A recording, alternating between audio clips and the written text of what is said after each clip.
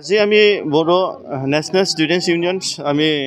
ব্ৰিটিছৰ পৰা আহি পেলাই আমাৰ যেটো আপাৰ আসামত যে চৰাইদেউ ইয়াত আমাৰ যেটো বানপানী হৈছে ইয়াত মানে গাঁৱত আহি পেলাই আমি ইয়াত মানে উপস্থিত হ'ব পাৰিছে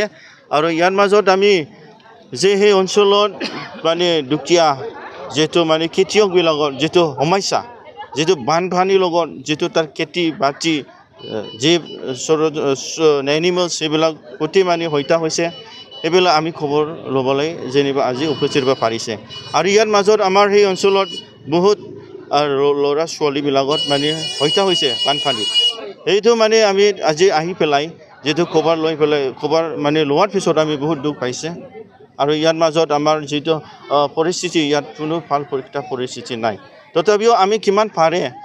বড়ো ন্যাশনাল স্টুডেন্টস ইউনিয়ন আমি আজি আহি পেলাই অলপ কিবা এটা যেনিবা চাউলৰ পৰা লৈ কাপোৰৰ পৰা আৰু বিভিন্ন পেনেলৰ পৰা লৈ পেলাই আমাৰ আমুল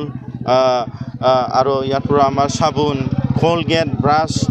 মেক্সো চলাই এই যেটো বেসিক নেসেসিটি এইবিলাক আমি কিমান পাৰে আমি দি আহিছে আজি আৰু ইয়াৰ মাজত আমি বিটিচি অঞ্চলত স্পেশালি ওদালগুৰি আৰু কোকৰাঝাৰত ইমান আমাৰ যেটো বিজনেস পাৰ্সনস আছে আমাক সহায় কৰিছে আমাৰ আৰু ইন্ডিভিজুৱেল মানে অনহিউম্যানিটেৰিয়ান গ্ৰাউণ্ড মানুহ হিচাপৰ যেটো কষ্টৰ যেনে আজিৰ দিনত আমাক সহায় কৰি পেলাই আমাক ইয়াত আহিবা দিবা পাৰিছে ইয়াৰ কাৰণে আমি বড়ো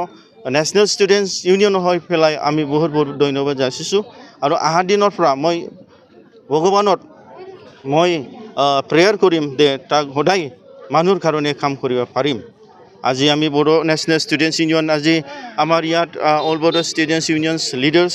আৰু মেছ কছাৰী ষ্টুডেন্টস লিডাৰ্স ইয়াত মানে একেলগে লগ কৰি পেলাই আমি সেই গাঁৱত যেটো ফ্লাড এফেক্টেড গাঁও আছে ইয়াত আহি পেলাই আমি এই মানে গাঁৱত যেটো ফ্লাড এফেক্টেড মানুহবিলাকত আমি আজি আলোচনা কৰি পেলাই তাৰ আমি অলপ যেটো সহায়টো আমি দিবা পাৰিছে আৰু মনত বহুত ভাল লাগিছে আৰু তাগৰ মানে আমি ইমান দূৰৰ পৰা আহি পেলাই বিটিচিৰ পৰা এইটো সহায় কৰিছে সেইটো বহুত বহুত ধন্যবাদ আমাক দিছে ইয়াৰ কাৰণে মই অনুৰোধ জনাম আসাম চৰকাৰত আৰু চেন্ট্ৰেল চৰকাৰত যেহেতু আপাৰ আসামত স্পেশালি যেটো বানপানী সেই বানপানীৰ ইস্যুটো নেশ্যনেল ডিজাস্টাৰ নেশ্যনেল ক্ৰাইচিছ বলে লয় আৰু ইয়াৰ কাৰণে ফিউচাৰত যাতে এনেকুৱা ফ্লাড এফেক্টেড আৰু নহয় আমাৰ দুখীয়া মানে ভূমিপুত্ৰ মানুহবিলাক এনেকুৱা কষ্ট নাপায় ইয়াৰ কাৰণে একবাৰে যেটো ফ্লাড কন্ট্ৰোল যেটো মেকানিজম সেই মেকানিজমটো অসম গভৰ্ণমেণ্ট আৰু আমাৰ ভাৰত চৰকাৰ মানে সোনকালে এইটো ব্যৱস্থা লয় এইটো আমি অনুৰোধ জনাম